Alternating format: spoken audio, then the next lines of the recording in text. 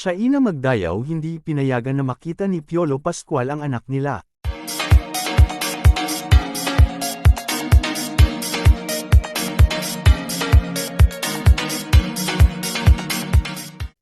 Hindi pinayagan ni Shaina Magdayaw si Piolo Pascual na makita ang kanilang anak.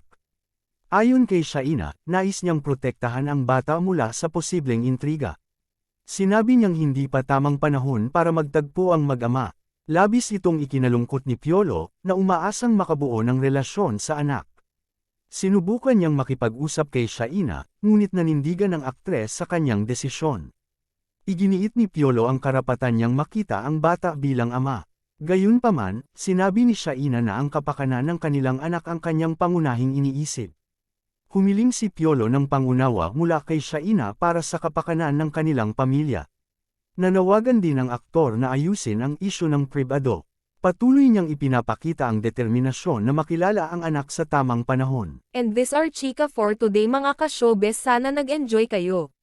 Don't forget to like, share, subscribe and click the notification bell for more updates.